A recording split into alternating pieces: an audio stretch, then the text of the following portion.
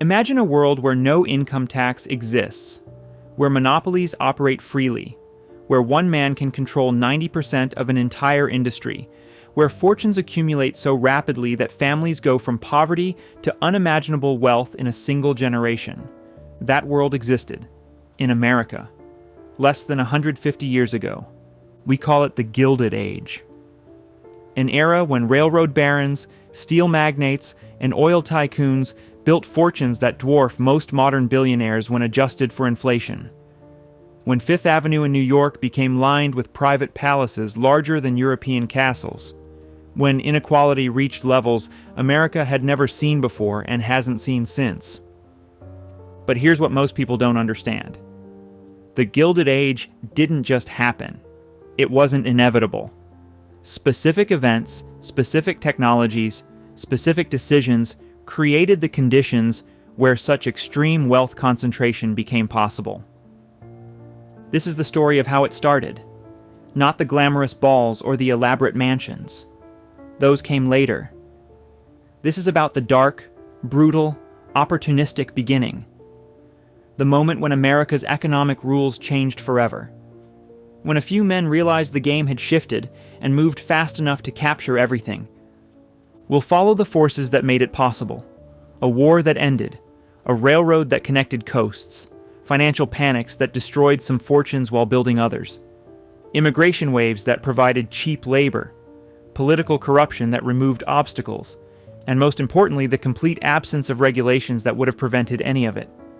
If you're interested in how wealth actually gets built, how economic systems shift, and how America transformed from a nation of farmers into an industrial giant dominated by a few powerful families, you'll want to see this through to the end. Let's begin where the Gilded Age truly started, not in a mansion or a boardroom, but on a spring day in Virginia, when a war ended and a new kind of American economy became possible.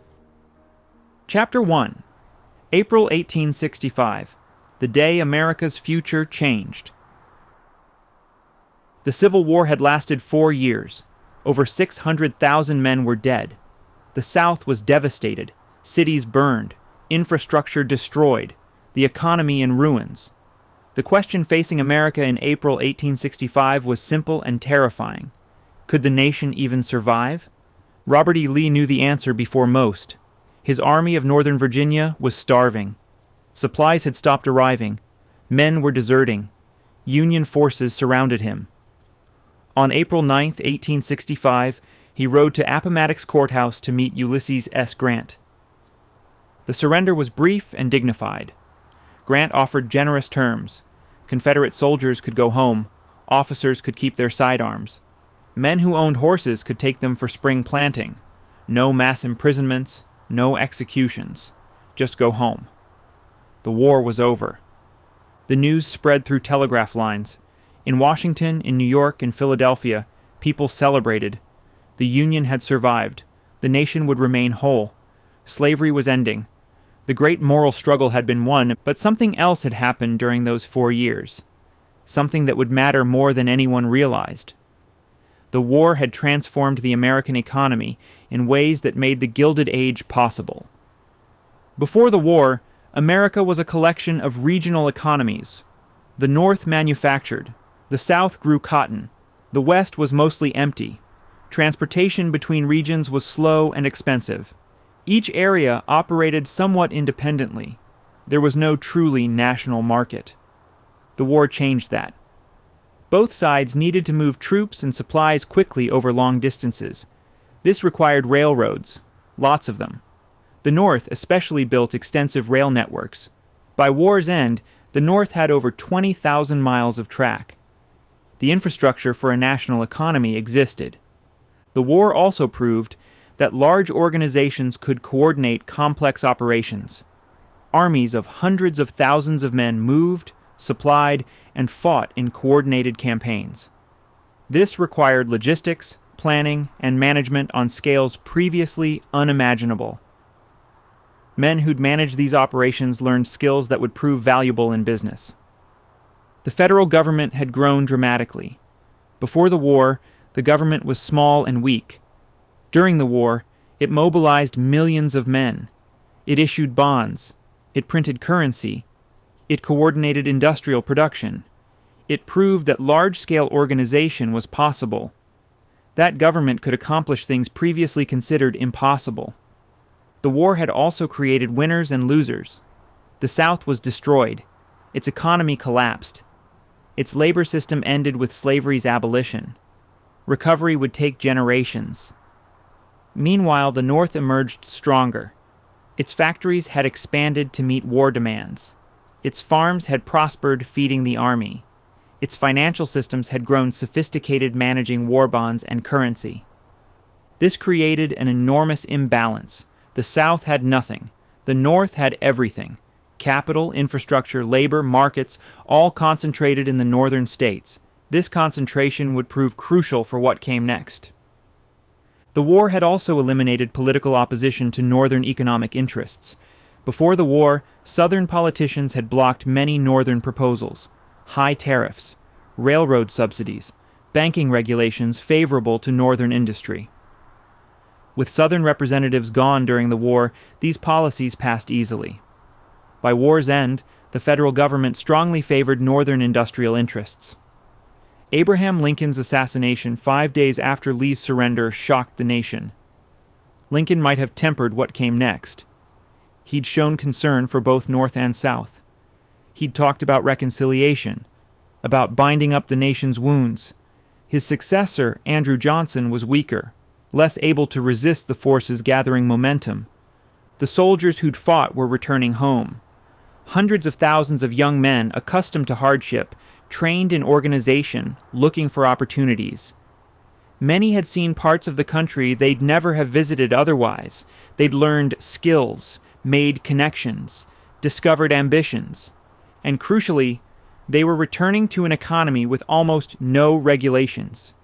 No income tax existed, no antitrust laws, no labor laws, no safety requirements, no limits on working hours, no restrictions on child labor, no environmental regulations. Nothing prevented ambitious men from pursuing wealth by any means necessary. The banking system had been reformed during the war. National banks now existed. Currency was more uniform. Credit was easier to obtain for those with connections. The financial infrastructure for large-scale business operations was in place. The telegraph had spread during the war. News and information could travel instantly across the country. Stock prices, market conditions, business opportunities. Information that once took days or weeks to spread now arrived in minutes. This created advantages for those positioned to act quickly.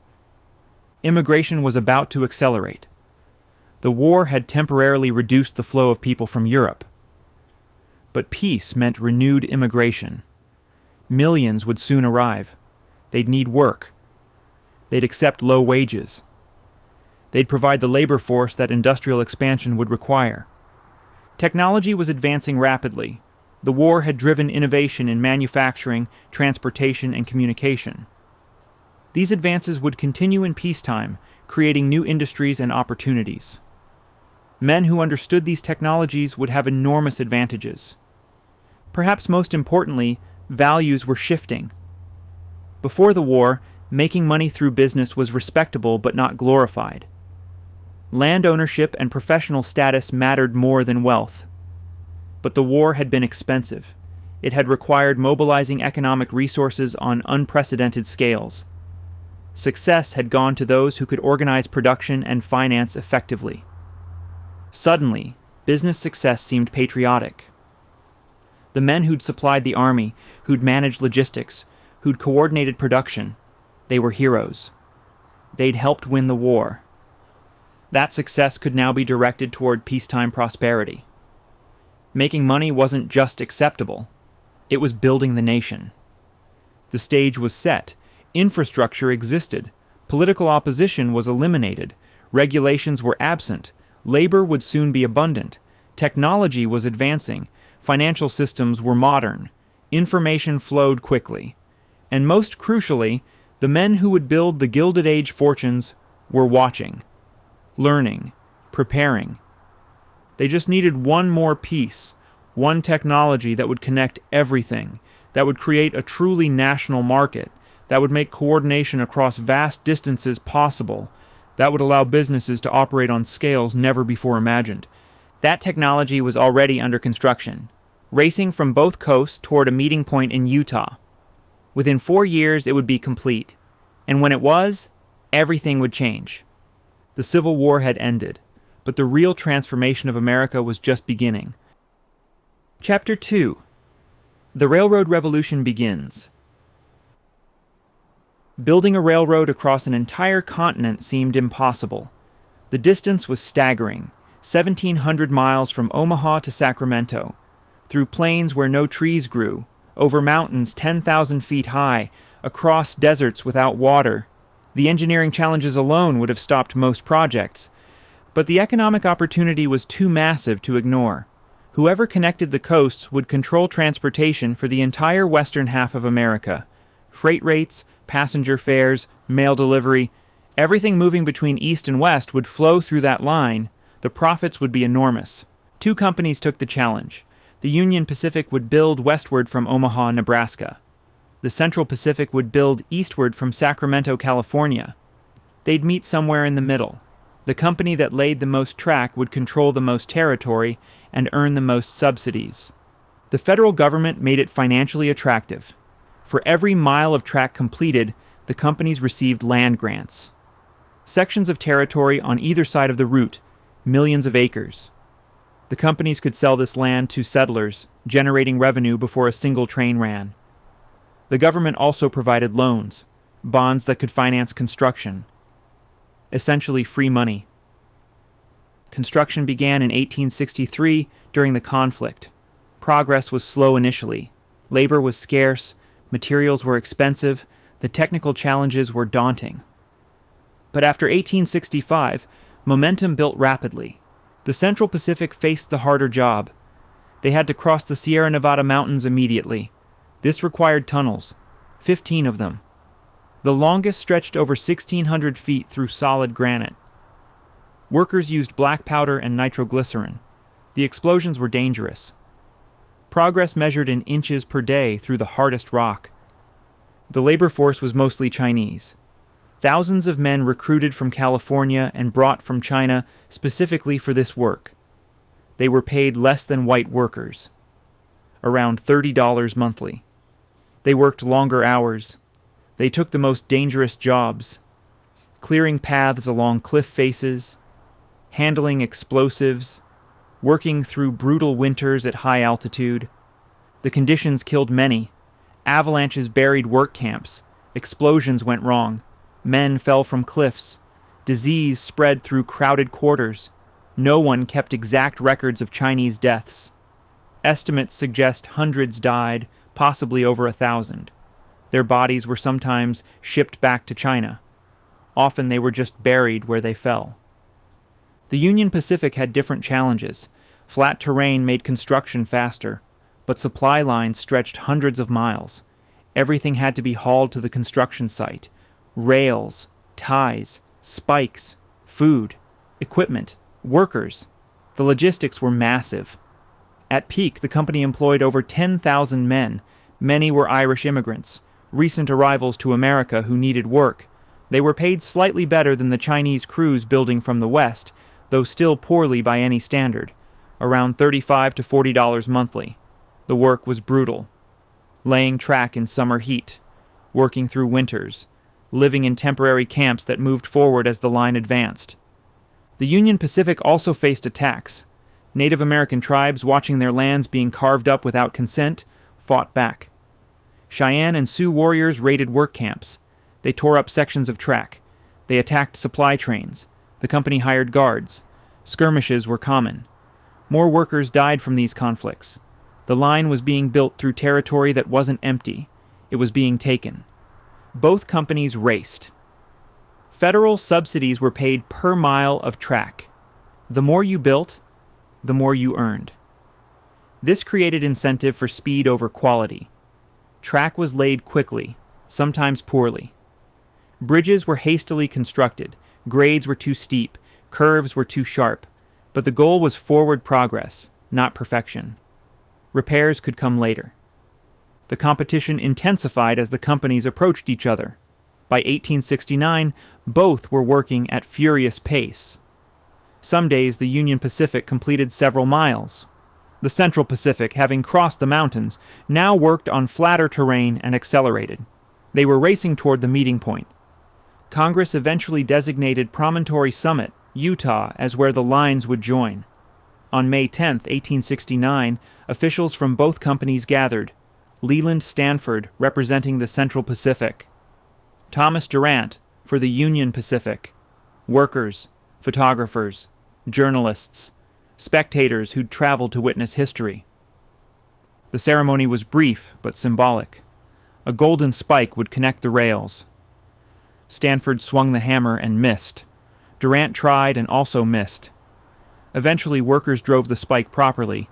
Telegraph operators sent a message, one word, done. It traveled instantly to both coasts. Celebrations erupted in cities across America. The nation was connected. The immediate impact was transportation. What had taken 6 months by wagon now took 6 days by train. Passengers could cross the country in relative comfort. Freight could move efficiently. Mail delivery accelerated. The physical connection made the economic connection real. But the deeper impact was psychological. America suddenly felt smaller, more manageable. The vast distances that had separated east from west weren't barriers anymore. You could actually travel between them, see both coasts. The nation became real in ways it hadn't been before. For business, the implications were enormous. A national market now existed. Goods produced in one region could reach another region quickly. Cattle from western ranches could be shipped to eastern cities. Manufactured goods from eastern factories could reach western settlers. This created opportunities for companies that could operate at scale. Local producers couldn't compete with firms shipping from wherever production was cheapest. The project also created demand for supporting industries: steel for rails, lumber for ties, coal for fuel, telegraph lines along the tracks, stations, maintenance facilities. Towns sprouted along the route. Land granted to the companies was sold to settlers. Every aspect generated economic activity. And most importantly for what came next, the transcontinental line proved that massive infrastructure projects could succeed, that companies could coordinate operations across vast distances, that with enough capital and organization, seemingly impossible tasks became achievable. This lesson would shape everything that followed. Cornelius Vanderbilt watched closely. He'd made his fortune in shipping. But he understood that rail was the future. Transportation was where power and profit lived. Whoever controlled movement of goods and people controlled the economy. The transcontinental line had just demonstrated how valuable that control could be. Vanderbilt had already been buying rail companies in the East, small lines connecting cities. He was consolidating them into a network. The same principle the Transcontinental Project demonstrated, but applied to shorter distances with higher traffic density. Connect everything, control the routes, set the rates, the profits would follow. Andrew Carnegie was also paying attention. He'd worked for the Pennsylvania line. He understood what the Transcontinental Project required: massive amounts of steel rail, all wearing out and needing replacement. If you could produce steel efficiently, if you could control that supply, the boom would make you wealthy. Carnegie was already planning his move into steel production. John D. Rockefeller saw different opportunities. Rail companies needed to ship freight. Oil producers needed trains to reach markets. If you could negotiate favorable rates, if you could make deals the companies couldn't refuse, you could undercut competitors. Rockefeller was thinking about how to use transportation power to build his own oil empire. The Transcontinental Line had done more than connect coasts. It had demonstrated what was possible in the new American economy: large-scale operations, national reach, massive capital deployment, government support, immigrant labor working cheaply, indigenous people displaced without compensation.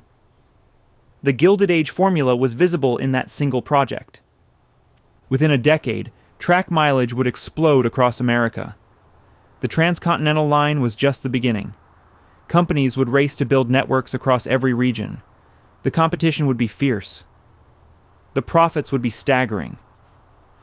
And the men who controlled transportation would become the richest in American history. The golden spike driven at Promontory Summit was more than a symbolic gesture. It was the starting gun for the Gilded Age, the moment when America's economic transformation became inevitable. When the conditions for extreme wealth concentration locked into place. The Civil War had created the opportunity. The transcontinental connection made it real, and the men who understood what it meant were already moving into position. Chapter 3. Cornelius Vanderbilt's Monopoly Machine. Cornelius Vanderbilt started with nothing. Born in 1794 on Staten Island, his family was poor. His father operated a small ferry. Young Cornelius quit school at 11 to work on the boats. No education, no connections, no capital, just ambition and a willingness to work harder than anyone else. By age 16, he'd borrowed $100 from his mother. He bought a small sailboat and started his own ferry service between Staten Island and Manhattan. He undercut competitors on price. He worked longer hours. He provided better service. Within a year, he'd repaid the loan and expanded his operation. The pattern was set. Find a transportation market. Enter it with lower prices. Drive competitors out. Raise prices once you controlled the route. Then move to the next market. Repeat. It was brutal, effective, and completely legal. Vanderbilt spent decades building a shipping empire. Steamboats on the Hudson River, coastal routes along the Atlantic, a line to California via Nicaragua during the gold rush. By the 1850s, he was one of the wealthiest men in America. The newspapers called him Commodore, a nickname he enjoyed. But shipping had limits. You were constrained by waterways. You faced weather delays. And increasingly, you faced competition from something faster. Rail. The Commodore watched the transcontinental project with intense interest. He understood what it meant. Transportation was being revolutionized. Whoever controlled rail networks would control commerce. Shipping would become secondary. The future was tracks, not boats. In the 1860s, while still running his shipping operations, Vanderbilt began buying rail companies, small lines connecting New York to nearby cities, the New York and Harlem, the Hudson River Line. He wasn't building new track. He was buying existing operations and consolidating them. The consolidation strategy was brilliant. Individual small lines were vulnerable. They competed against each other. They had limited reach. They charged inconsistent rates. But connected into a network, they became powerful. A passenger could travel from New York to Buffalo on Vanderbilt-controlled track the entire way. Freight could move efficiently without transferring between companies. This required control, not just ownership. Vanderbilt replaced management at companies he acquired. He installed his own people. He standardized operations. He negotiated exclusive deals with connecting lines. He made sure that traffic flowed through his network rather than competitors. The tactics were often questionable. He'd buy stock in a competitor, then manipulate the market to drive down the price. Once the company was weakened, he'd offer to buy it cheap. Management often had no choice. Sell to Vanderbilt or face bankruptcy. Most sold. He also bribed politicians. This wasn't unusual. Most businessmen did it, but Vanderbilt operated at scale. He needed favorable legislation, charters for his companies, permission to consolidate, blocking of competing proposals. That required buying state legislators and city officials. He did so systematically. One of his most famous moves involved the New York legislature. In 1868, lawmakers were considering a bill that would harm his interests. Vanderbilt went to Albany with a suitcase of cash. He reportedly spent over $1 million bribing legislators. The bill failed. His competitors were outraged. Vanderbilt didn't care. He'd won.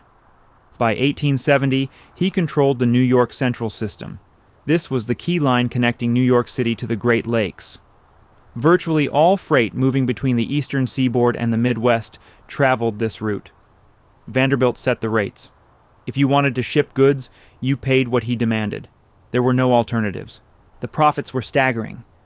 The New York Central alone generated millions annually, and Vanderbilt owned the majority of stock.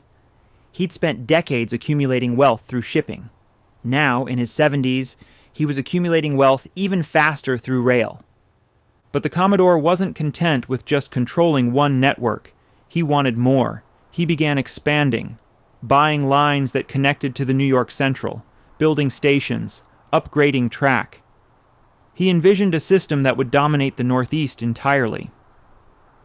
The competition tried fighting back. Other wealthy men controlled their own lines. They formed alliances. They cut rates to steal traffic. They bribed legislators too. The battles were fierce. But Vanderbilt had more resources and more experience. He usually won. His methods became the template others would follow. Buy or destroy competitors. Consolidate operations. Control politicians. Set prices as high as the market would bear. It was monopoly capitalism in its purest form. And in the 1870s, with almost no regulation, it was entirely legal. The Commodore's personality matched his business tactics. He was crude, blunt, often profane. He didn't pretend to be refined. He'd grown up poor and never forgot it. He viewed business as war. You destroyed enemies, or they destroyed you. Mercy was weakness. His personal life was complicated. He married twice, had 13 children, favored one son, William, over the others. He fought with his family constantly. Some of his children challenged him in court. He cut them out of his will. Family loyalty mattered less than business success. When Vanderbilt died in 1877, his fortune was estimated at over $100 million. In an era when skilled workers earned perhaps $500 annually, this was an incomprehensible sum, the largest American fortune to that point. Adjusted for the economy's size, it would be equivalent to hundreds of billions today. He left most of it to William, not divided among his children, not given to charity. Almost the entire fortune went to one son. This concentration was intentional. Vanderbilt believed dividing wealth weakened it. Better to keep it concentrated so it could continue growing. William Vanderbilt proved even better at multiplying the fortune than his father. He expanded the network further. He improved efficiency. He raised rates. Within a decade, he doubled what he inherited. The family that had started with nothing now dominated American transportation. But the Commodore's real legacy wasn't the money. It was the model. He demonstrated that extreme wealth concentration was possible, that you could start with nothing and die controlling a vital industry. That aggressive tactics, political corruption, and monopoly power could build fortunes beyond imagination. Other men were watching. Andrew Carnegie saw how consolidation worked. John D. Rockefeller observed the political manipulation. J.P. Morgan noted how controlling a vital resource let you set prices. They were all learning from the Commodore's example. Vanderbilt had also shown that America's lack of regulation created opportunities. In Europe, governments constrained monopolies. They chartered companies with strict terms. They regulated rates. They protected competitors. America did none of that. If you could build a monopoly, you could keep it. The only limit was how much you could control. The transcontinental line had connected the coasts, but Vanderbilt had shown how to profit from that connection. Control the routes. Eliminate competition. Set prices high. The formula was proven. The Gilded Age was underway. And the fortune the Commodore built would fund the mansions, the art collections, and the social ambitions that defined the era.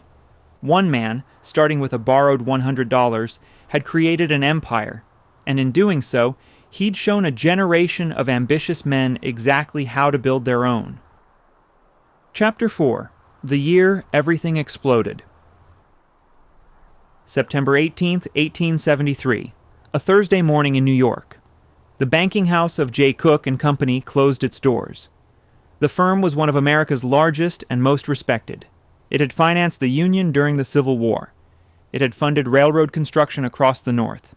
Everyone assumed J. Cook was invincible. The closure shocked Wall Street. If J. Cook could fail, anyone could fail. Within hours, panic spread. Depositors rushed to other banks demanding their money. Stock prices plummeted. Trading on the New York Stock Exchange was suspended for 10 days, the first time that had ever happened. The Panic of 1873 had begun. It would trigger the longest depression in American history up to that point. 5 years of economic contraction. Businesses closing. Unemployment soaring. Poverty spreading. Over 18,000 companies would fail. Banks collapsed by the hundreds. For ordinary Americans, it was catastrophic. But for men like Vanderbilt, Carnegie, and Rockefeller, it was opportunity. The panic started with railroads. After the transcontinental line's completion in 1869, railroad fever had swept America. Companies raced to build new lines everywhere. The Northern Pacific across the Northern Tier, the Union Pacific extensions, dozens of smaller regional lines. Everyone wanted a piece of the railroad boom. The construction required massive capital, more than existed. So companies borrowed. They issued bonds. They promised investors huge returns. And for a while, it worked. Money flowed in. Track got laid. Towns appeared along the routes. The expansion seemed limitless. But many of these lines went nowhere profitable. They crossed empty territory. They connected towns that barely existed. They were built on speculation that settlers would follow, that businesses would develop, that traffic would materialize. Often it didn't. Jay Cook's firm had invested heavily in the Northern Pacific. The company was building across Dakota and Montana territories. Beautiful country. Almost no people. The construction costs were enormous. The revenue was minimal. Cook kept lending, assuming things would improve. They didn't. Eventually his firm ran out of money. When it closed, the entire house of cards collapsed. Other railroad companies defaulted on bonds. Investors who'd expected returns got nothing. Banks that had lent to these companies couldn't collect. Depositors who'd trusted these banks lost their savings. The panic spread through the financial system like fire through dry grass. For the next 5 years, the American economy contracted. Construction stopped. Factories closed. Unemployment in some cities reached 25%. Skilled workers who'd made decent wages found no work at all. Families that had been stable fell into poverty. Soup kitchens opened in major cities. Homeless encampments grew. Labor unrest followed. In 1877, railroad workers struck when companies cut wages. The Great Railroad Strike spread across the country. In Pittsburgh, militiamen fired on strikers, killing 20. Rioters burned railroad property in response. Federal troops were called in. It was the closest America had come to class warfare since the Civil War. But while workers suffered, some businessmen thrived. The panic destroyed weak companies and created bargains for strong ones. If you had cash when everyone else was desperate, you could buy assets for pennies on the dollar. Vanderbilt expanded during the Depression. Railroad companies in financial trouble sold out cheap. He acquired lines he'd wanted for years at fraction of their former value. His network grew larger. His control became tighter. The panic that destroyed others made him wealthier. Carnegie saw opportunity in chaos. Steel prices had collapsed. Struggling mills sold equipment and facilities far below replacement cost. Carnegie bought. He acquired the most modern technology. He brought in partners with cash. By the time the Depression ended, he'd positioned himself to dominate steel production. His timing was calculated. During depressions, construction stops. Demand for steel falls. Prices drop. Weak producers fail. But depressions don't last forever. When recovery comes, demand returns. The companies positioned to supply that demand make fortunes. Carnegie was positioning. He also kept his operations running. While competitors closed mills and fired workers, Carnegie kept producing. His costs were lower. His technology was better. He could survive low prices longer than others. When competitors failed, he bought their assets, their facilities, their customers, their market share. Rockefeller used similar tactics. The panic hurt oil companies. Refineries closed. Drillers went bankrupt. Rockefeller's Standard Oil had cash reserves. He offered to buy struggling competitors. Most accepted. They had no choice. Sell to Rockefeller or collapse completely. Standard Oil's market share grew dramatically during the Depression. Companies that might have competed were absorbed. By 1877, when the economy began recovering, Rockefeller controlled roughly 90% of American oil refining. The panic had given him a near monopoly. The pattern repeated across industries. Strong companies with capital used the Depression to crush or acquire weaker competitors. The crisis accelerated concentration. Industries that had been competitive became dominated by a few large firms. This concentration had long-term effects. Once these men controlled their industries, they could set prices. They faced little competition. They could extract maximum profit. And that profit could be used to expand further or enter new markets. Success fed on success. The panic also taught these men valuable lessons about leverage. Debt destroyed companies during downturns. If you'd borrowed heavily and couldn't make payments, you failed. But if you'd accumulated cash and stayed liquid, downturns became opportunities. Carnegie especially took this lesson to heart. He became obsessive about maintaining cash reserves. For ordinary Americans, the Depression was disaster. For the robber barons, it was acceleration. The gap between rich and poor widened dramatically. Workers who'd had stable employment lost everything. Meanwhile, industrialists acquired new assets and expanded their wealth. The political response was inadequate. Some called for government intervention, for regulation of railroads and banks, for protection of workers, but business interests blocked most reforms. Politicians who'd been bought stayed bought. The few regulations that passed were weak and poorly enforced. By 1878, the economy began recovering. Construction resumed, factories reopened, unemployment fell, but the business landscape had changed fundamentally. More concentrated, more controlled by fewer hands. The Depression had winnowed competitors and left the strongest firms dominant. Carnegie emerged positioned to become the steel king. Rockefeller controlled oil. Vanderbilt's heirs dominated Eastern Rail. These weren't just successful businesses. They were monopolies or near monopolies. And in an era with almost no antitrust enforcement, monopoly meant power to set terms. The Panic of 1873 is often seen as catastrophe, and for millions of Americans, it was. But for the men building Gilded Age fortunes, it was catalyst. It cleared away competitors. It created bargains. It proved that wealth could grow even during depressions if you had capital and ruthlessness. The lesson was clear. Economic crisis didn't have to hurt you. If you were positioned correctly, if you had resources, if you were willing to buy when others were desperate to sell, crisis became opportunity. The rich could get richer even while the poor got poorer.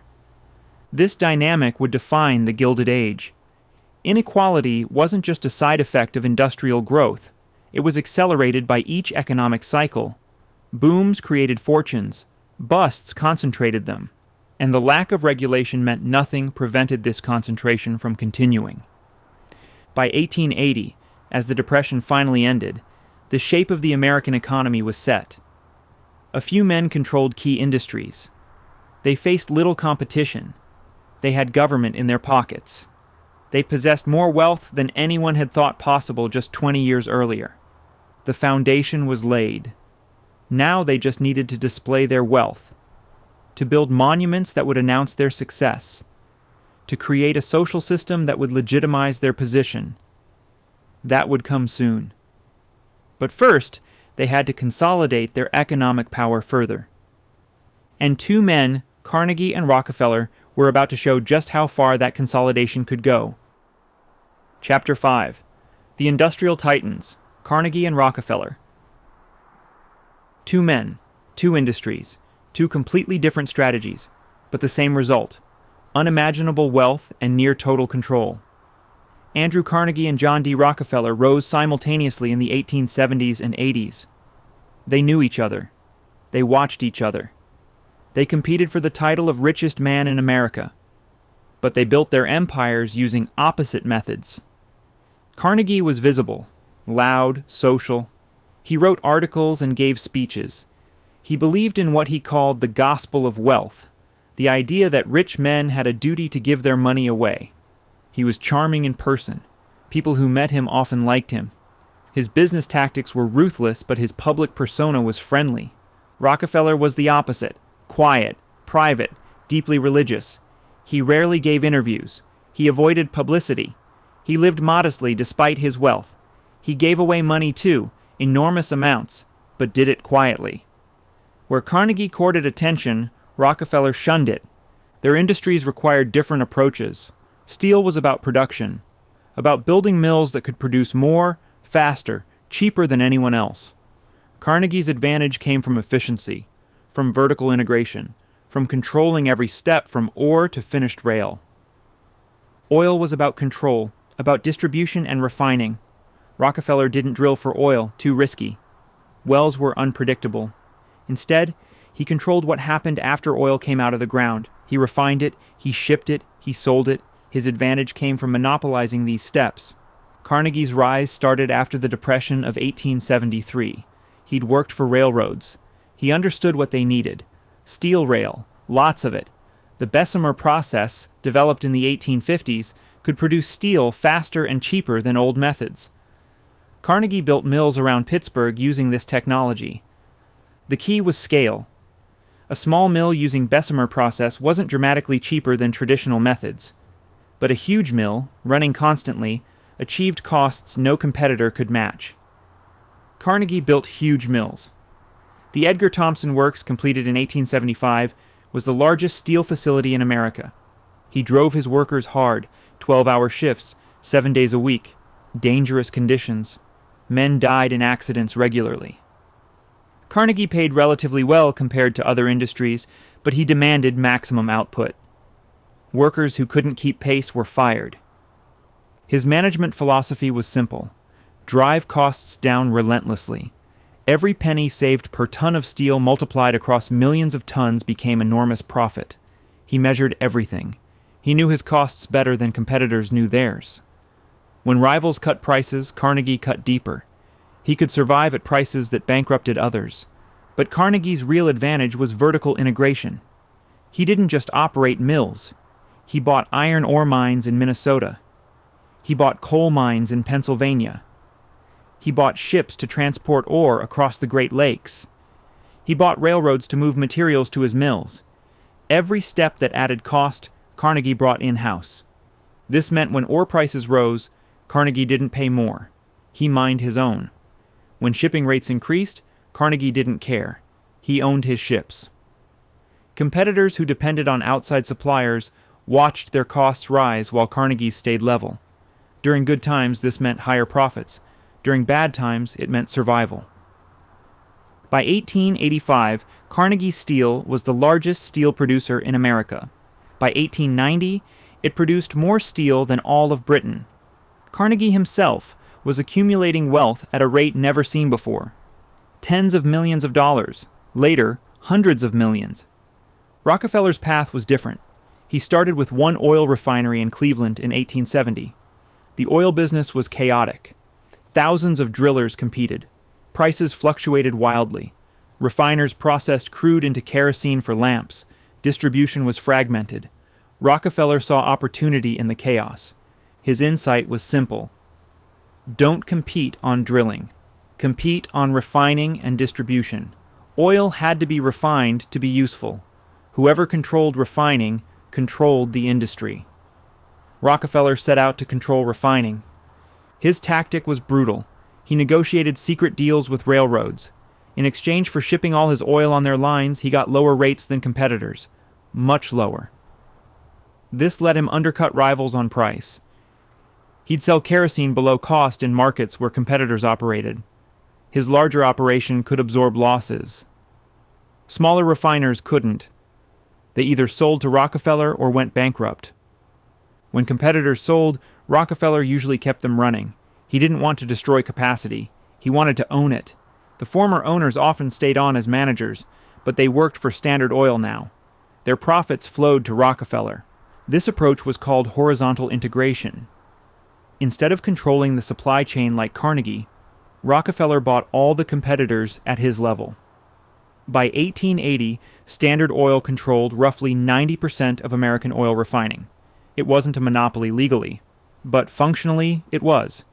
The organization was brilliant. Rockefeller created a trust structure. Separate companies in different states, all controlled by Standard Oil trustees.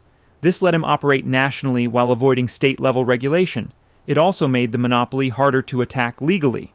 Prosecutors couldn't easily target one entity when power was distributed across dozens of technically independent firms. Rockefeller's management style emphasized control and efficiency. He hired the best managers. He paid them well.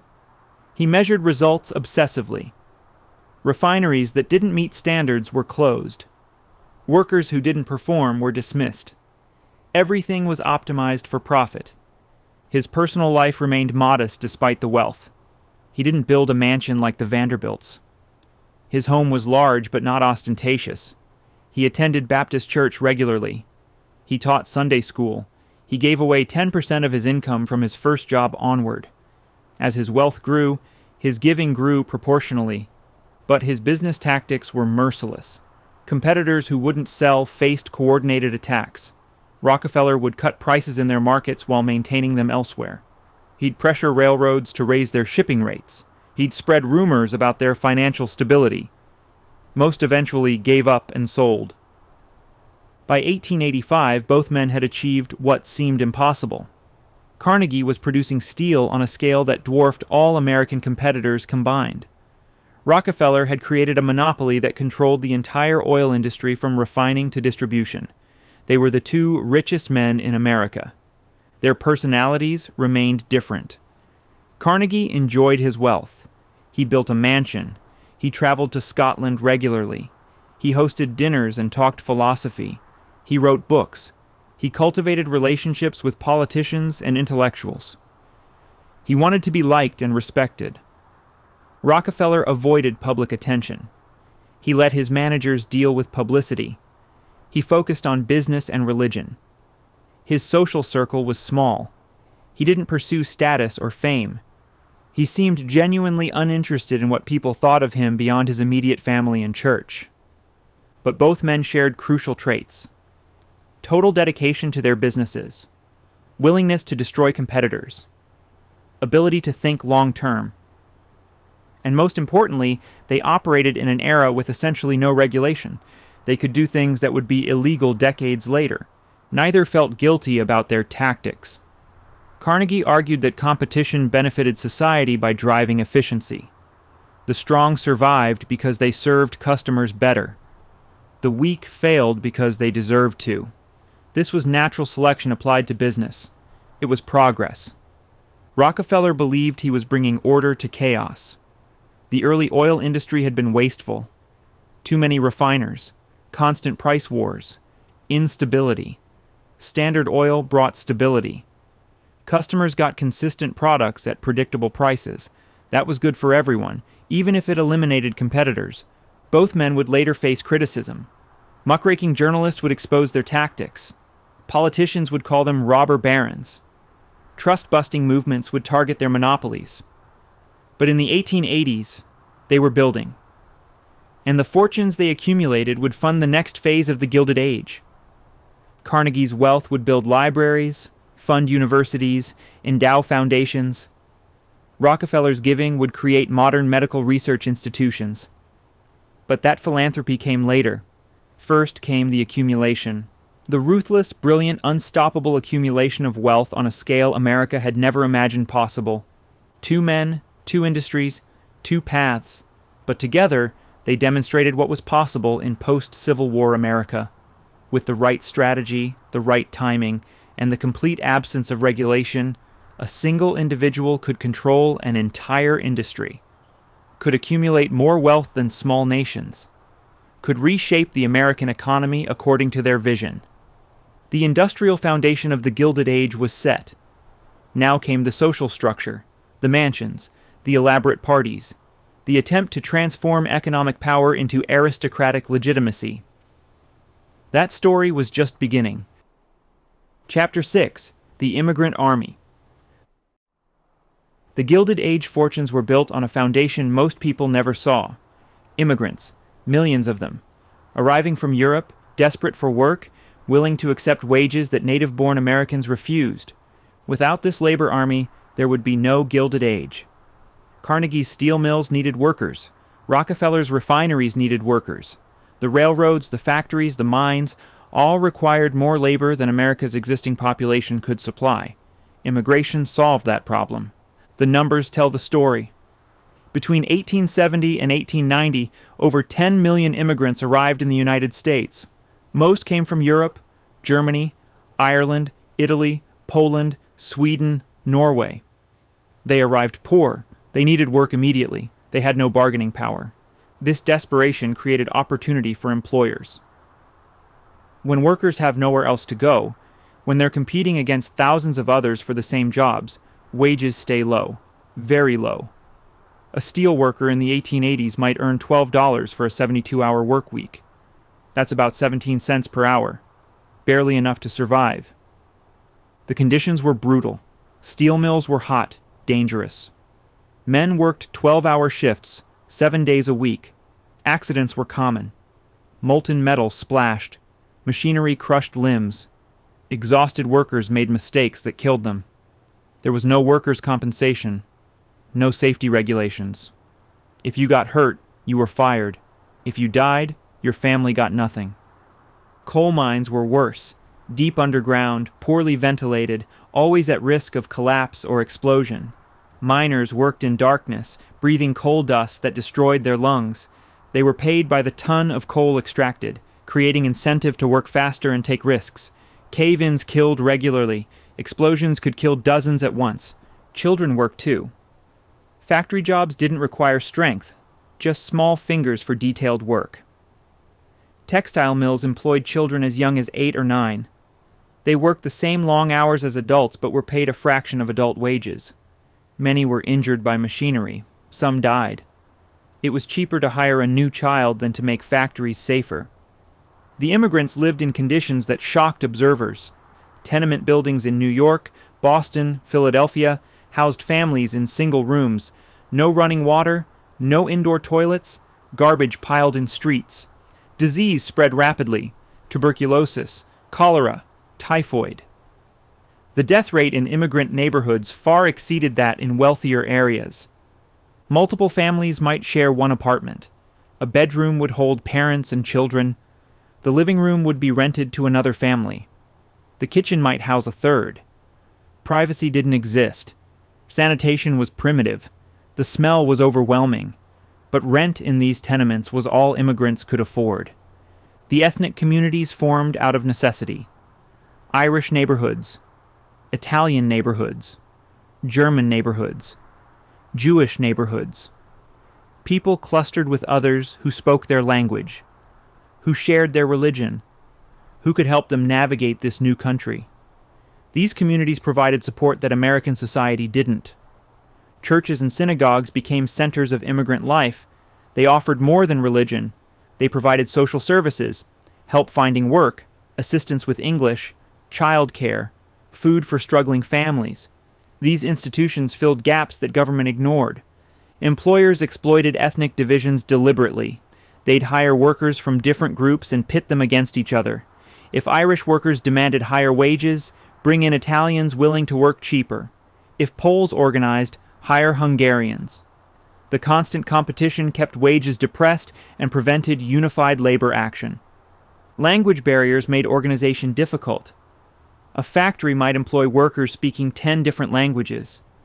They couldn't communicate effectively. They couldn't coordinate demands. Employers preferred this confusion. It prevented solidarity. The work itself was often seasonal. Construction happened in warm months. Many workers had no jobs in winter. They'd saved nothing because wages were too low. They'd face months of unemployment. Some returned to Europe during American winters. Others simply suffered. Women worked too, though their options were limited. Domestic service was common.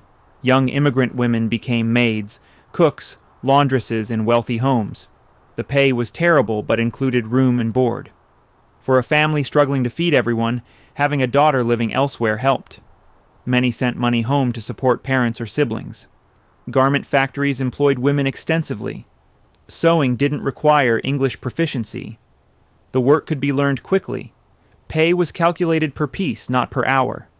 Fast workers earned barely enough to survive. Slow workers earned less. The Triangle Shirtwaist Factory fire in 1911, though after our period, showed how dangerous these conditions were. Workers were locked in during shifts to prevent theft. When fire broke out, they couldn't escape. 146 died. The Chinese immigrants on the West Coast faced additional discrimination. California specifically targeted them with discriminatory laws. The Chinese Exclusion Act of 1882 prohibited Chinese laborers from entering the country entirely. Existing Chinese immigrants faced violence and forced relocation. The message was clear. Some immigrants were acceptable, others weren't. But despite the hardship, immigrants kept coming. Because as terrible as conditions were in America, they were often better than what they'd left. Ireland had suffered famine. Italy had poverty and political instability.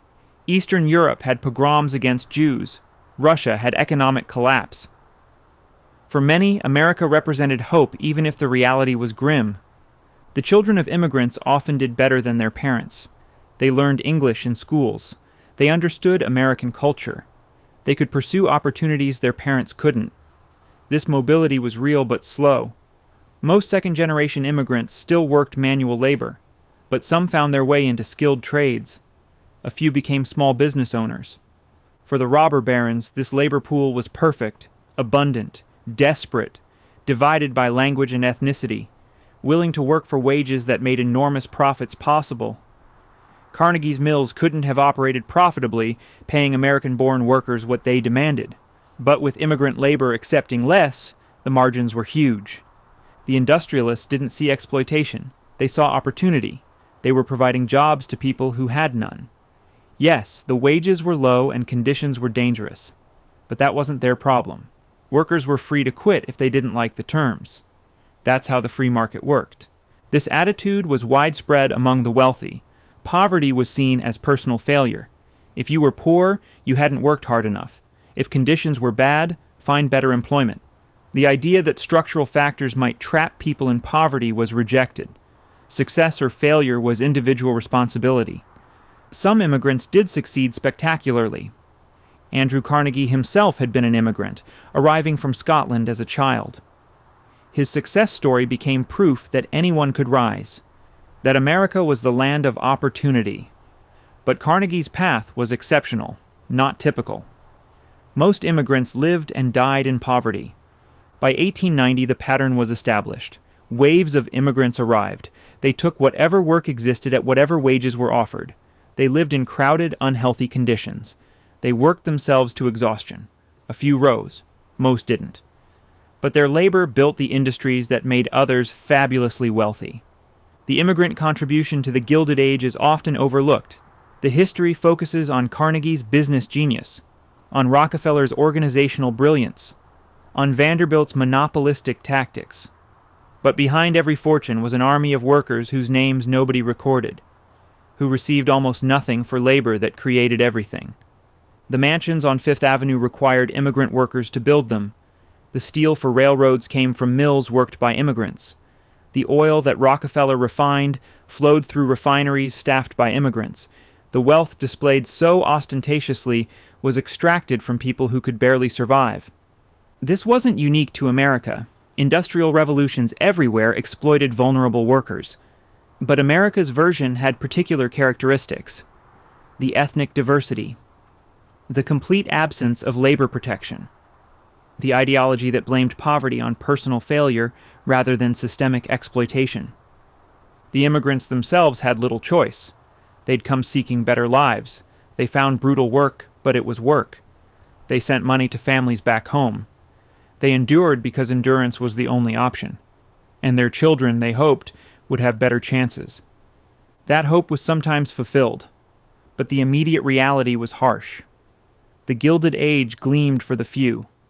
For the many who built it, it was simply survival.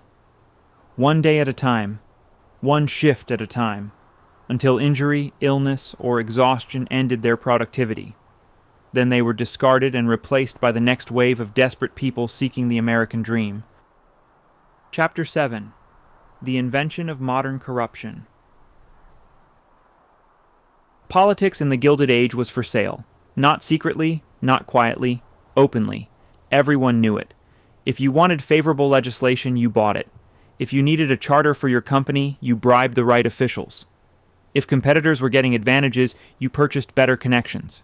The system was so corrupt that corruption became normal, expected, the price of doing business, and those who operated it became wealthy in their own right, though nothing compared to the industrialists who funded them.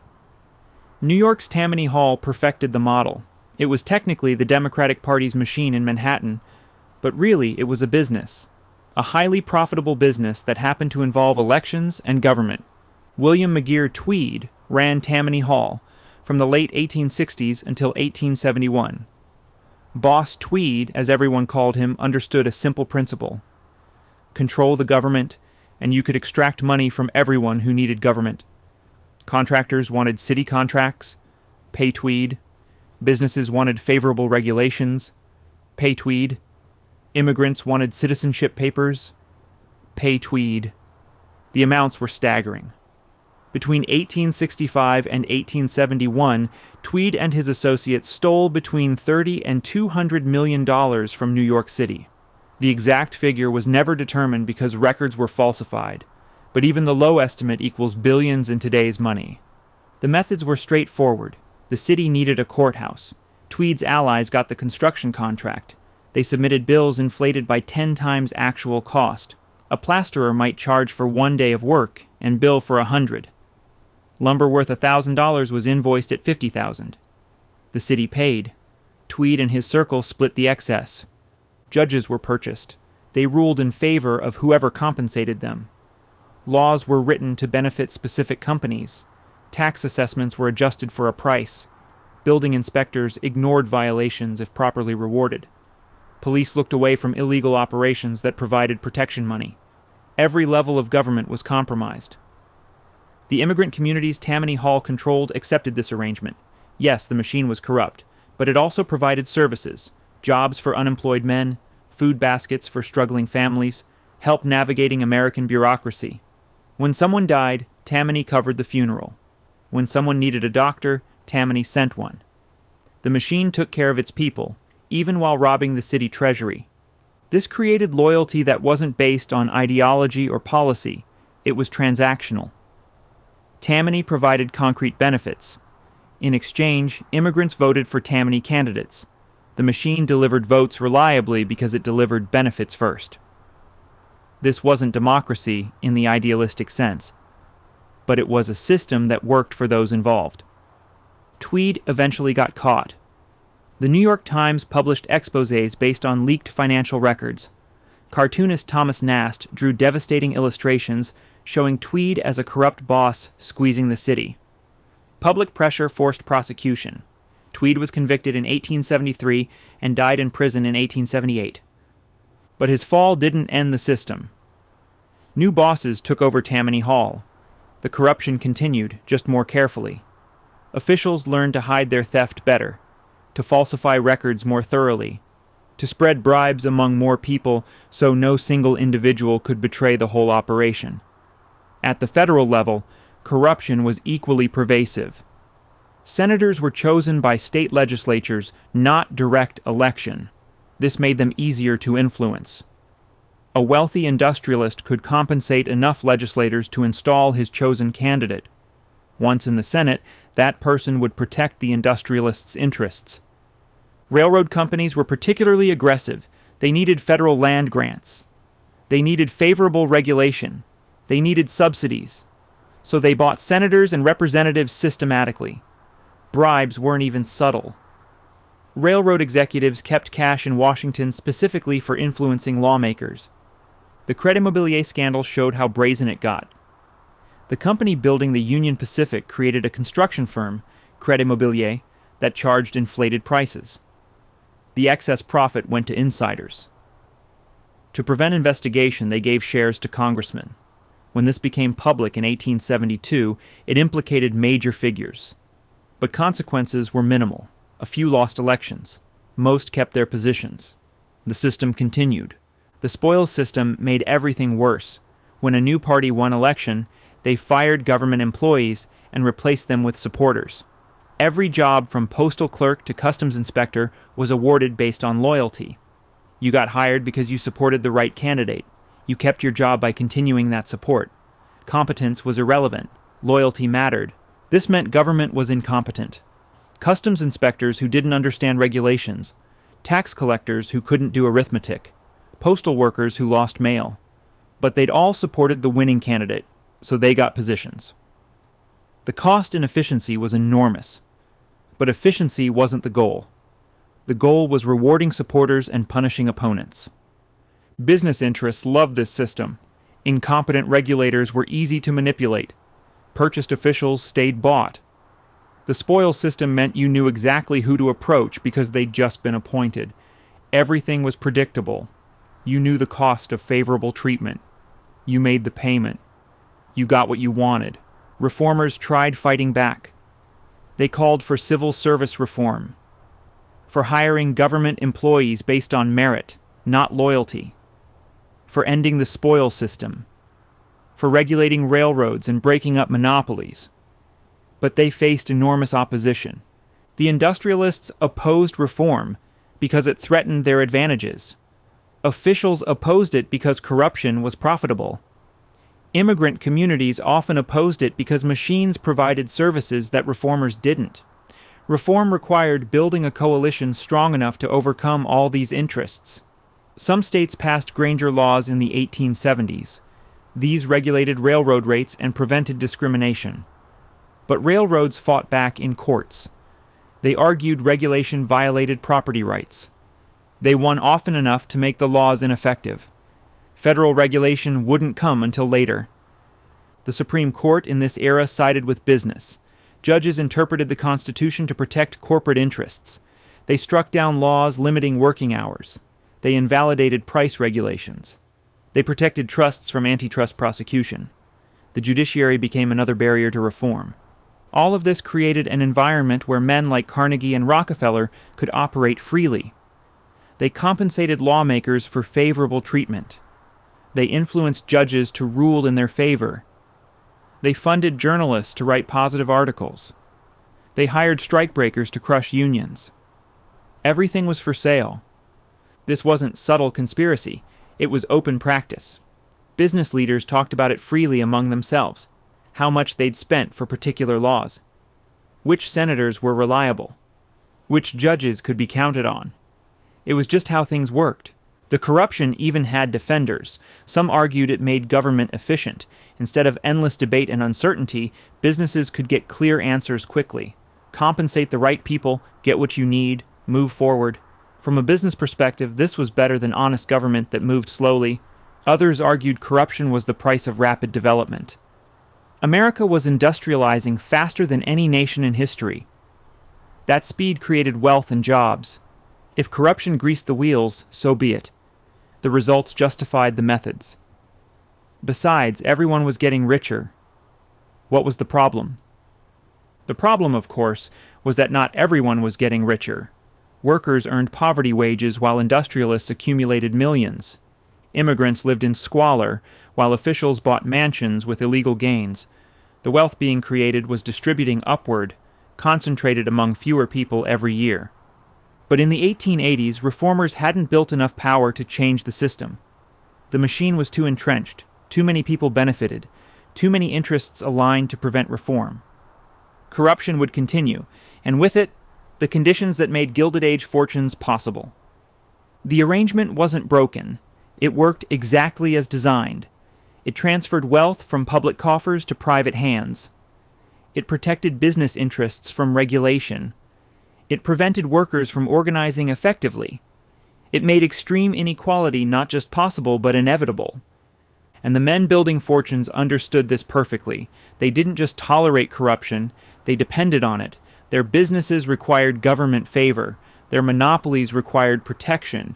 Their wealth required a system that prevented redistribution. So they fed the machine. They made the payments.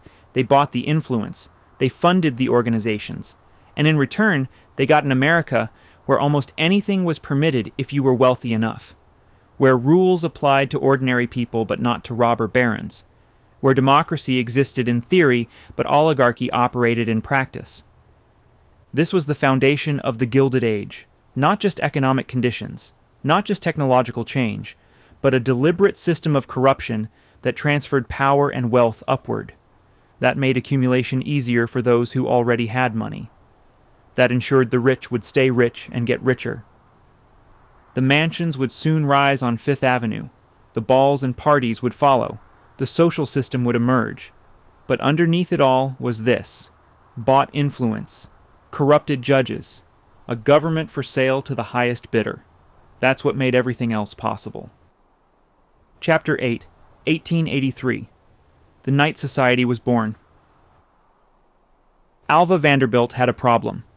She was married to one of the richest men in America, William Kissam Vanderbilt, grandson of the Commodore. Their mansion at 665th Avenue had cost over $3 million, but New York society wouldn't accept them. The Vanderbilts were new money. Wealthy, yes. But the Commodore had been a ferry boat operator, a businessman, common. Old New York families, the Astors, the Livingstons, the Stuyvesants, considered the Vanderbilts vulgar. Caroline Astor, who controlled society, had never invited Alva to her events. This enraged Alva. She hadn't married into wealth to be excluded from society. She'd built a French chateau in Manhattan. She'd imported European furniture and art. She'd done everything right. But the doors remained closed. Mrs. Astor decided who mattered, and she'd decided the Vanderbilts didn't. Alva planned her revenge carefully. She would throw a party so spectacular, so elaborate, so expensive that Mrs. Astor couldn't ignore it. A costume ball. March 26, 1883. Invitations would go to everyone who mattered. Everyone except Mrs. Astor. The planning took months. Alva hired decorators, caterers, musicians. She spent over $250,000, equivalent to over $7 million today, for one party, one night. The mansion would be transformed into a palace of excess that would force society to acknowledge the Vanderbilts. Word spread through New York. Everyone was talking about Alva's ball. What costume would they wear? Who would attend? The anticipation built for weeks. Young Carrie Astor, Mrs. Astor's daughter, desperately wanted to attend.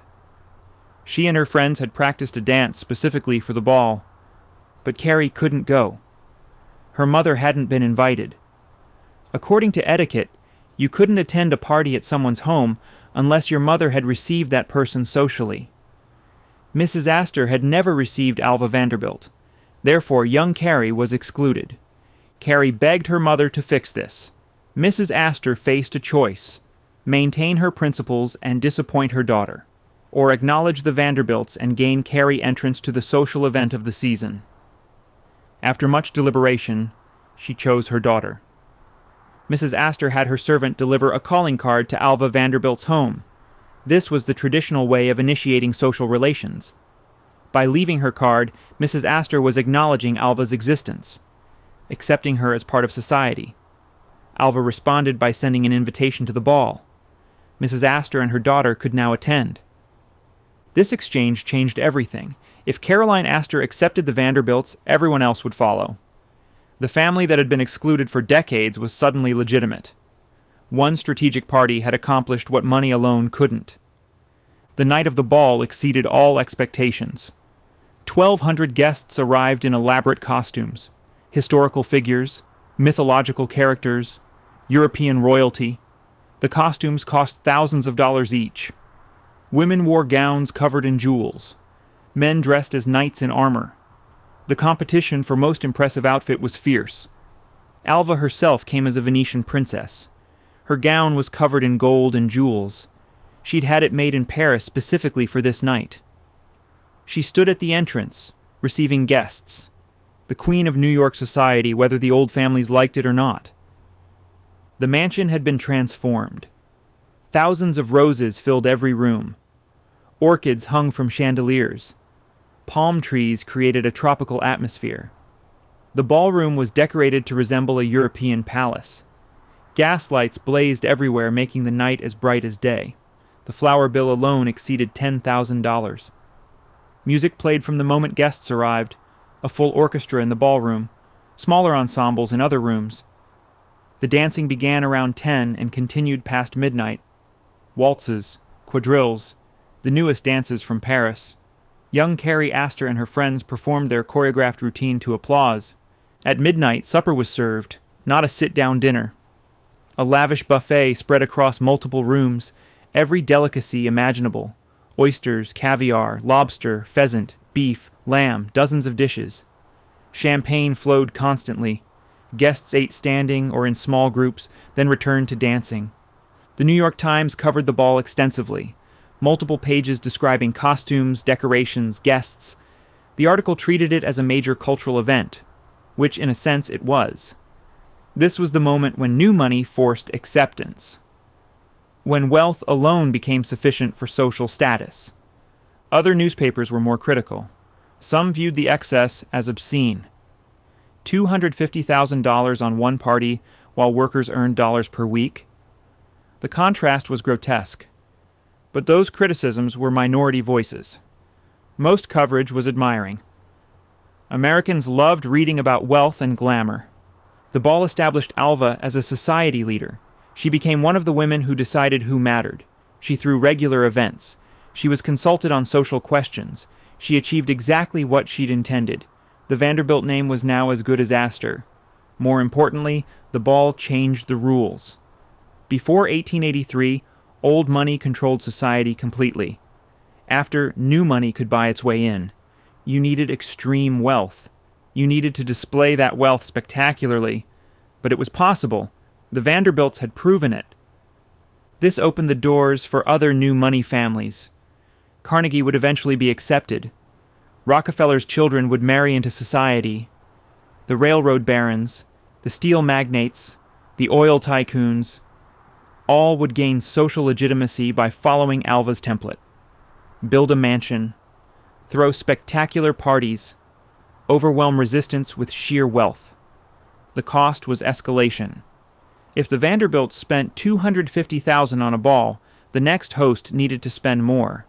If one mansion cost $3 million, the next needed to cost $5 million. Competition drove excess upward. Each party had to exceed the previous one. Each house had to be grander.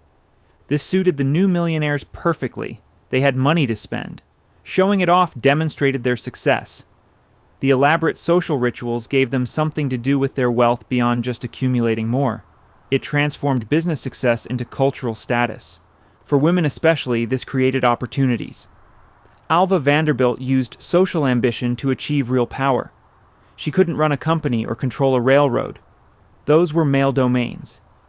But she could dominate society. She could decide who was invited and who was excluded. That was power of a different kind, but power nonetheless. Other wealthy women followed her example. They became society leaders, they organized charity events, they patronized the arts, they built museums and opera houses. This gave them influence and purpose beyond managing households. It created a role for wealthy women in public life. The ball also established patterns for Gilded Age entertaining. Costume balls became common. Themed parties proliferated. Hosts competed on elaborateness and expense. A successful event required months of planning and tens of thousands of dollars minimum. The wealthy created a social season, fall through spring, when they entertained constantly. Newport, Rhode Island became the summer alternative.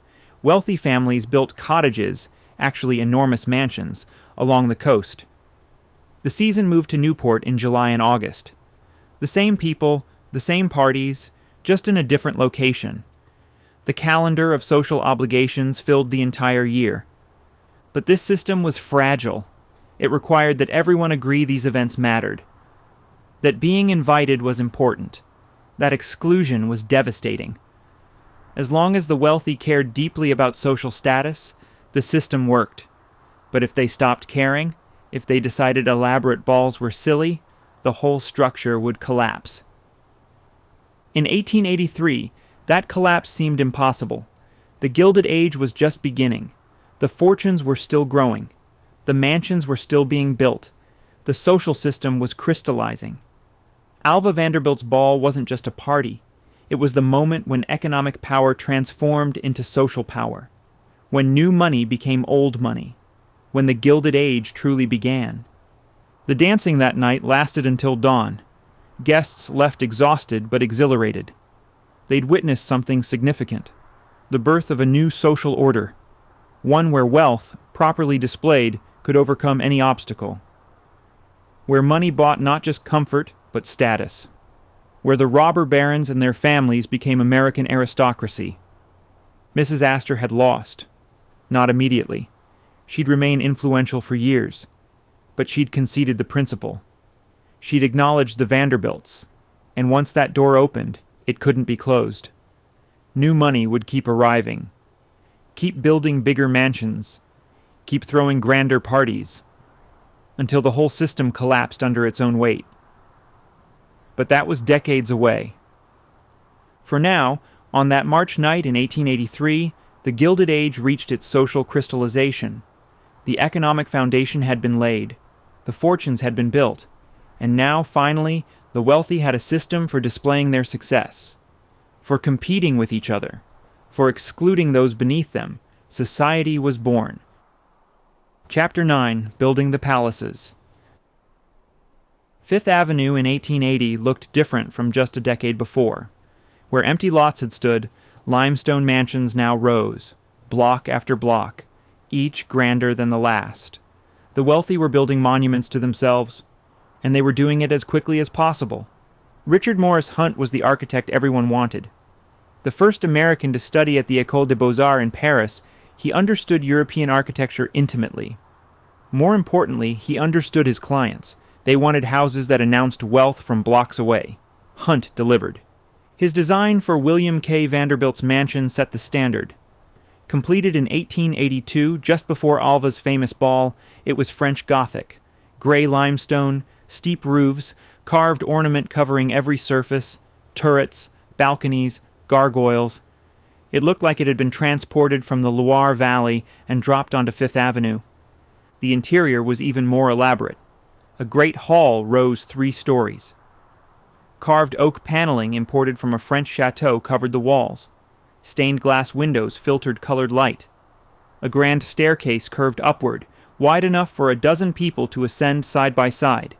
Every room competed to outdo the others in marble, gold leaf, and artistic detail.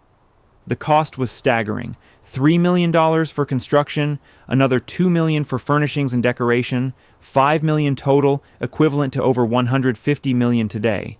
For one house, one family's residence in a city where workers earned $10 weekly. But the Vanderbilts weren't alone. Once their chateau was complete, competitors rushed to build their own. Carnegie commissioned a mansion between 90th and 91st Streets. Andrew and Louise Whitfield Carnegie wanted something substantial but not ostentatious. Their house still cost over $1 million and occupied an entire block front. Henry Clay Frick built at 70th Street. His mansion was designed from the start to eventually become a museum. He was already collecting old master paintings and wanted a house that displayed them properly. Large galleries, perfect lighting, classical proportions. The building opened in 1914, bridging the Gilded Age and the modern era. The Astor family built multiple residences. Caroline Astor's house at 840 Fifth Avenue was relatively modest by later standards. But her relatives built larger. The family owned property up and down the avenue. Astor money, made in Manhattan real estate generations earlier, now bought more Manhattan real estate that increased in value, generating more money to buy more property. The competition wasn't just between families, it was between generations within families. William Henry Vanderbilt built a massive brownstone complex at 51st Street. His sons looked at it and decided they needed something grander. So they built French Chateau. Then William K. Vanderbilt's brothers built even larger houses. Each generation tried to exceed the previous one. Senator William Andrews Clark, who'd made a fortune in Montana copper, built perhaps the most excessive residence of all.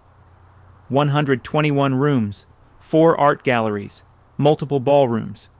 7 years to complete, finishing in 1911. It cost $7 million. Critics called it vulgar. Clark didn't care. He had money and wanted everyone to know it. Construction of these palaces wasn't quick. 2 to 4 years was typical. Massive stone blocks were quarried and carved. Skilled craftsmen worked for months on single decorative elements. Marble was imported from Italy. Wood paneling came from France. Every detail required time and labor. The disruption to neighborhoods was enormous. Noise from construction, wagons delivering materials, dust, debris. But nobody complained loudly. Everyone on Fifth Avenue was either building or planning to build. The inconvenience was mutual. The houses competed in every detail. Whose ballroom was largest? Whose staircase was most impressive? whose art collection was most valuable. The wealthy gave tours to favored guests, showing off their acquisitions. Each mansion became a museum displaying its owner's taste and wealth. The technical requirements were substantial. These weren't simple structures. They needed modern plumbing, electrical systems for lighting, central heating that could warm dozens of rooms, servants' quarters for 30 to 50 staff, kitchens that could produce formal dinners for hundreds. All this had to be integrated into buildings designed to look medieval or Renaissance. Hunt and other architects solved these problems by hiding modernity behind historical facades. Steel beams supported stone walls. Modern plumbing ran through medieval-looking spaces. Electrical wiring was concealed in walls. The buildings looked centuries old but functioned with 19th century technology. The servant requirements shaped the architecture significantly. Top floors held staff quarters. Separate staircases let servants move through the house without being seen by family or guests. Service areas, kitchens, laundries, storage, occupied basements and ground floors. The grand public rooms were on the main floors, separate from the working spaces that made them function. This created houses that were really two buildings in one, the elegant spaces the family and guests saw, and the utilitarian spaces where servants worked. They coexisted but rarely intersected.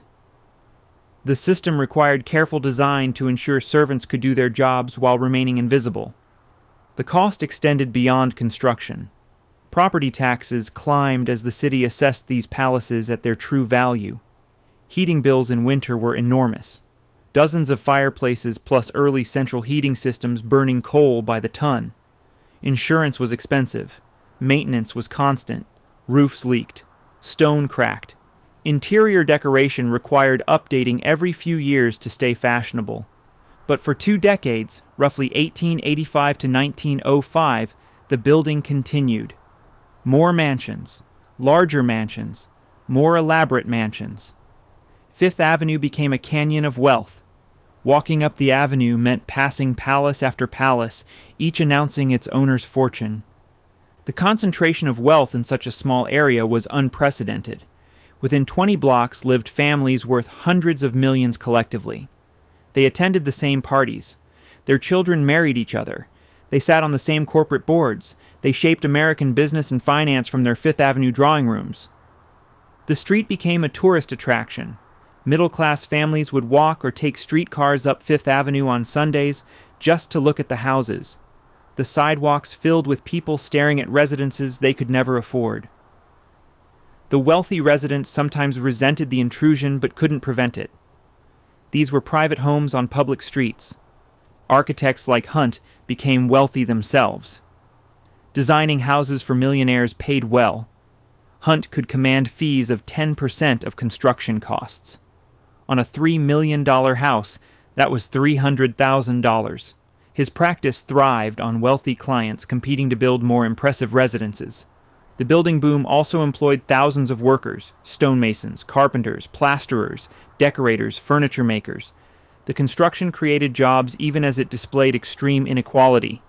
Workers who earned poverty wages built palaces for families who would never notice them.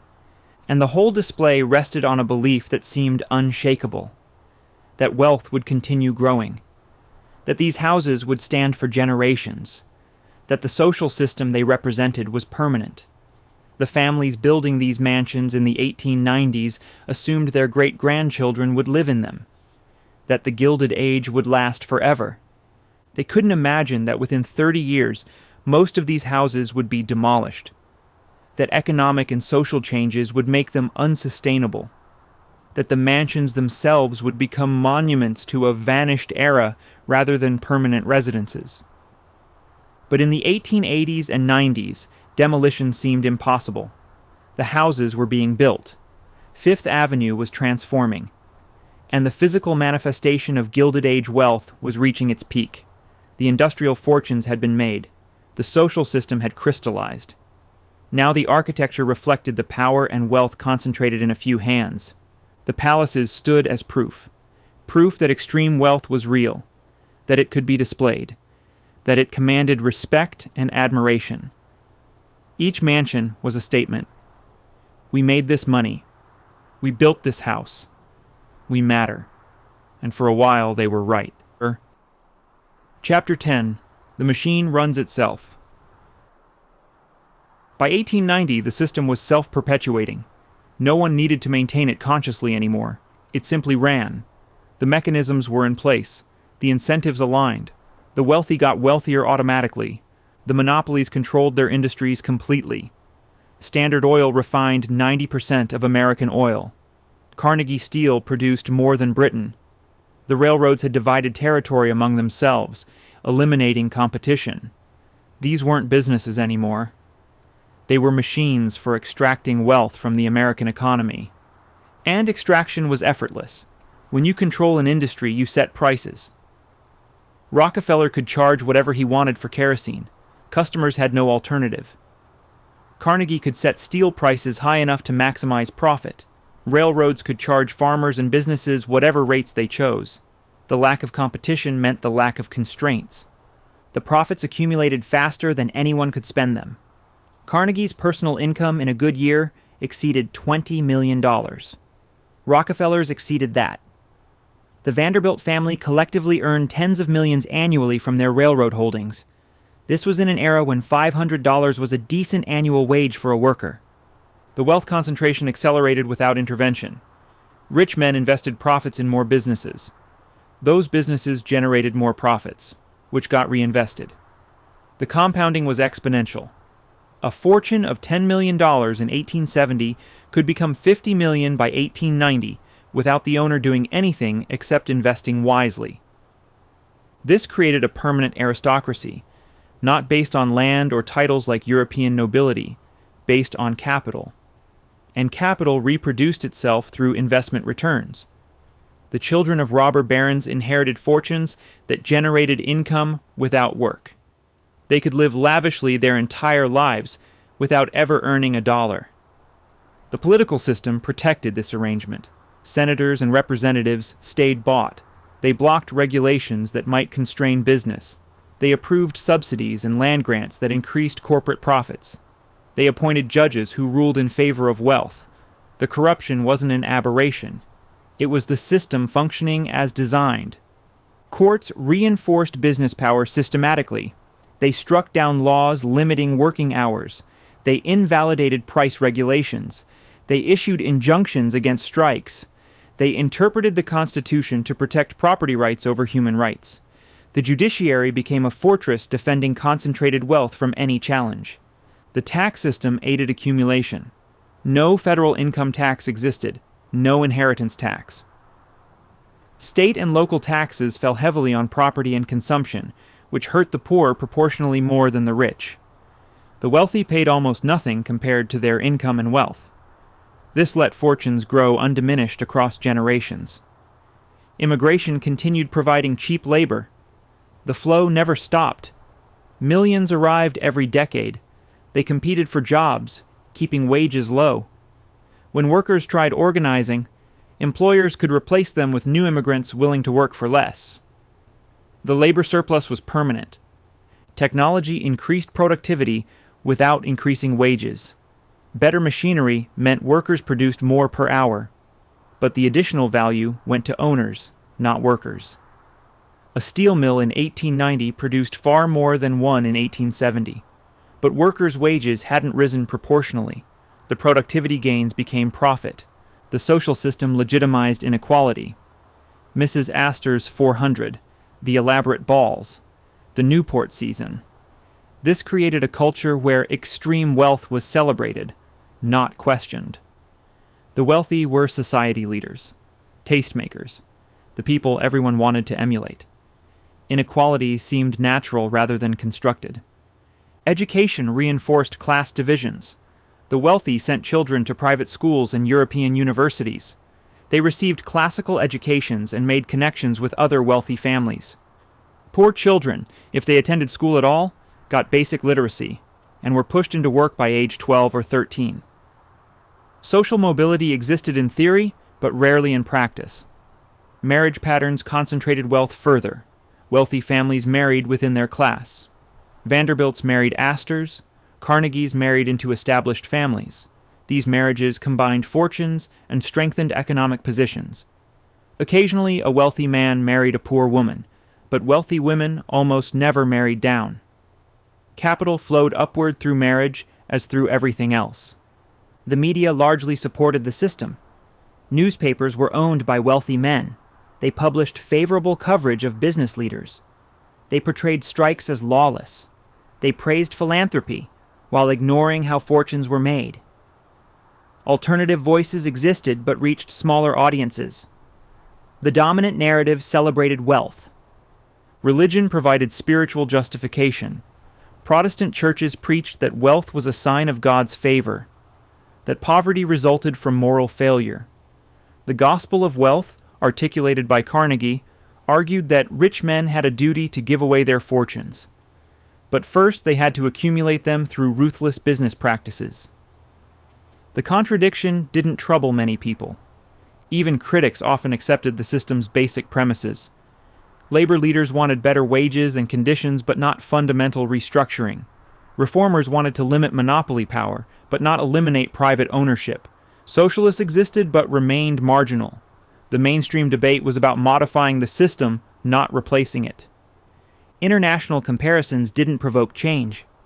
European nations had some regulations America lacked, but American businesses were more productive. American wealth was growing faster. American workers earned more than European workers, even if far less than American owners. The system seemed to be working, at least compared to alternatives. The sheer scale of wealth was difficult to comprehend. When Carnegie sold his steel company in 1901 for $480 million, his personal share was $225 million. This was more money than most people could conceptualize. It created a psychological distance. Carnegie wasn't just rich. He existed in a different category entirely. This incomprehensible wealth made resistance seem futile. How do you fight someone with $200 million? They could hire armies of lawyers. They could buy politicians. They could wait out any strike or boycott. The power imbalance was so extreme that challenges seemed pointless. The wealthy themselves believed their success was deserved. They'd worked hard. They'd been clever. They'd taken risks. That they'd also bribed officials, crushed competitors, and exploited workers didn't diminish their sense of accomplishment. They'd played by the rules, or rather, made the rules, and won. Success proved merit. Their children absorbed this worldview, growing up in mansions, attended by servants, educated at the finest institutions. They believed their privilege was natural, that their families deserved wealth because their ancestors had earned it, that the social hierarchy reflected genuine differences in capability and worth. The geographic concentration intensified the bubble. In Newport or on Fifth Avenue, everyone was wealthy. You socialized only with other rich families. Your frame of reference was other mansions and yachts. You could believe everyone lived comfortably because everyone you knew did. The poverty that made your wealth possible was invisible. This created an echo chamber where criticism never penetrated. The wealthy surrounded themselves with people who affirmed their worldview. Their lawyers, their servants, their social peers, all had incentives to agree. No one told them their system was unjust because no one around them thought it was. But cracks were forming. Labor unrest was increasing. Strike frequency rose. Some strikes turned violent. The Haymarket bombing in 1886, the Homestead strike in 1892, the Pullman strike in 1894. Each incident showed working-class anger was growing. Muckraking journalists were beginning to investigate. Ida Tarbell would soon expose Standard Oil. Upton Sinclair would reveal meatpacking industry horrors. Lincoln Steffens would document urban corruption. These investigations would reach mass audiences and shift public opinion. Progressive politicians were emerging. They talked about regulation, about breaking up trusts, about protecting workers. They were still minority voices in 1890, but they were growing louder, building coalitions, preparing challenges to the system, and international events would soon intervene. The Spanish-American War in 1898, then, eventually, World War I. These conflicts would change America in ways no one in 1890 could anticipate. They would require government power on scales that would make business regulation seem reasonable by comparison. But in 1890, none of this was visible yet. The machine ran smoothly. The fortunes grew, the mansions rose, the parties continued. The Gilded Age was at its peak, and it seemed like it would last forever. That's what made the eventual collapse so shocking. The system seemed invincible right up until it wasn't. Chapter 11, 1893, The Peak Before the Storm. Chicago in 1893 was transforming. The World's Columbian Exposition was opening. 400 acres along Lake Michigan had been converted into the White City, gleaming neoclassical buildings that looked like ancient Rome rebuilt in modern America. 27 million people would visit over 6 months. It was America showing the world what it had become. The exposition celebrated 400 years since Columbus reached America. But really, it celebrated American industrial power.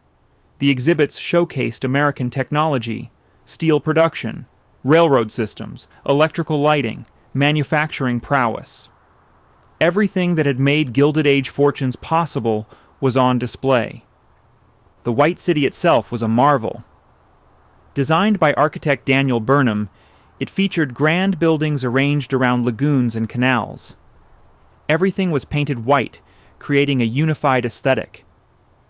At night, electric lights illuminated the entire complex. Most Americans had never seen electric lighting on such a scale. It was literally dazzling. The exposition had exhibits from every American industry.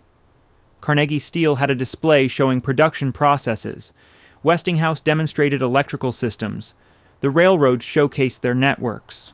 Every major corporation wanted presence at this showcase of American achievement. George Ferris built the first Ferris wheel specifically for the exposition, 264 feet tall, carrying over 2,000 passengers at once. It was engineering spectacle, a demonstration that American ingenuity could create anything. Visitors lined up for hours to ride it. The Midway featured entertainment from around the world, exhibits showing different cultures, music and dance performances. It was part educational, part carnival. But underlying everything was a message. America had arrived. It was modern, powerful, ready to take its place among the great nations. The wealthy attended in large numbers. They came from New York, Boston, Philadelphia. They toured the exhibits. They attended receptions. They saw America's industrial might displayed proudly. For them, the exposition validated everything they'd built. This was the result of their enterprise, their vision, their fortunes. But while Chicago celebrated, economic trouble was building. The Panic of 1893 started in May, just as the exposition opened. The Philadelphia and Reading Railroad declared bankruptcy. Within weeks, other railroads followed. Banks began failing. The stock market crashed. By summer, the country was entering another depression. The timing was darkly ironic. Chicago was celebrating American prosperity while the economy collapsed. Visitors to the White City returned home to find banks closed and jobs disappearing. The contrast between the exposition's gleaming optimism and the Depression's grim reality was stark. This panic was worse than 1873. More banks failed. More businesses closed. Unemployment reached 20% in some cities. The Depression would last 4 years. It showed that despite all the wealth at the top, the American economy remained fragile and vulnerable. The causes were complex. Overexpansion of railroads, bank speculation, international gold flows. But fundamentally, the economy had built too much capacity relative to actual demand. Railroads had laid track to places that generated little traffic. Factories produced more than consumers could buy. The bubble had to burst eventually. For ordinary Americans, the Depression was catastrophic. Jobs disappeared, savings were lost, families that had been stable fell into poverty. Coxey's Army, a protest march of unemployed workers, walked to Washington in 1894 demanding government jobs programs. They were arrested when they arrived. The wealthy suffered less. Their fortunes declined in value. Their investments lost money, but they weren't destitute. A $10 million fortune that dropped to $6 million was still $6 million, enough to live comfortably. The Depression was inconvenient for the rich. For workers, it was catastrophic. Labor unrest intensified. The Pullman strike in 1894 paralyzed rail traffic nationwide. Federal troops intervened to break it. Violence erupted. The Depression exposed the class tensions that prosperity had masked. When times were good, workers endured low wages. When times were bad, they fought back. The Depression also revealed how dependent the wealthy were on the system functioning. Their fortunes existed mostly on paper. Stock values, property assessments, business valuations. When the economy crashed, paper wealth evaporated. The steel magnates and railroad barons discovered they controlled assets that couldn't be easily converted to cash during crisis. Some of the wealthy adapted. They bought assets at Depression prices, positioning themselves for recovery. Carnegie acquired more steel facilities. Rockefeller expanded Standard Oil's reach. The pattern from 1873 repeated. Strong firms with capital used crisis to grow stronger. But the Depression shook confidence.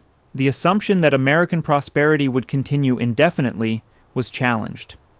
If the economy could crash this badly at the peak of American power, showcased in Chicago, what did that say about the system's stability? Reform movements gained momentum. The Depression created political will for change that prosperity had prevented. People demanded regulation of railroads, control of trusts, protection for workers. The wealthy resisted, but their political power wasn't absolute. Public anger was rising. The exposition closed in October 1893. The White City was dismantled. The buildings were temporary, designed to last only for the exhibition. Within months, most were gone. The whole spectacular display vanished almost as quickly as it had appeared. The symbolism was hard to miss. By 1897, the economy was recovering. Growth resumed. Unemployment fell. The wealthy rebuilt their fortunes. Carnegie would soon sell his steel company for nearly $500 million. Rockefeller's Standard Oil would reach its peak power. The Gilded Age continued, but something had shifted. The 1890s Depression showed the system's vulnerabilities. It demonstrated that extreme inequality created instability. It proved that concentration of wealth in few hands made the economy fragile. These lessons weren't immediately acted on, but they were learned. The exposition had represented peak confidence, America displaying its achievements, the wealthy celebrating their success, the system at its most impressive. But underneath, the contradictions were growing. The inequality, the exploitation, the instability. The factors that would eventually destroy the Gilded Age were present, even if not yet visible to most people. Looking back, 1893 was the hinge point. Before it, the Gilded Age seemed permanent and invincible. After it, cracks appeared, not enough to bring immediate collapse, but enough to show that the system wasn't eternal. That forces were building that would eventually dismantle everything the robber barons had built. The wealthy attending the Chicago Exposition couldn't see this. They saw American triumph, industrial might, cultural achievement. They believed their world would last, that their children and grandchildren would inherit it intact. They were building mansions designed to stand for centuries. They couldn't imagine that within 30 years, many of those mansions would be demolished, that income taxes would claim much of their fortunes, that regulations would constrain their businesses, that labor would organize successfully, that World War I would reshape everything, that the Gilded Age would end. But in 1893, standing in the White City, looking at the electric lights reflecting off white buildings, watching the Ferris wheel turn, that future was invisible. The present seemed glorious. The past, the decades of building, accumulating, consolidating, seemed to point toward an even more magnificent future. They were wrong, but they couldn't know that yet. The Gilded Age had reached its peak. The machine was running perfectly. The system seemed invincible. Everything they'd built seemed permanent. And that's always when things are most fragile. When success seems most complete. When confidence is highest. That's when the forces of change are gathering. When the seeds of destruction that were planted during the rise finally begin to sprout. The Gilded Age had started with opportunity, the end of a war, the completion of a railroad, the absence of regulation. It had grown through exploitation, of workers, of resources, of political systems. It had peaked with spectacular displays of wealth and power. And now, standing at the Chicago Exposition in 1893, it had reached the moment just before the beginning of the end. The storm was coming, but the sky still looked clear.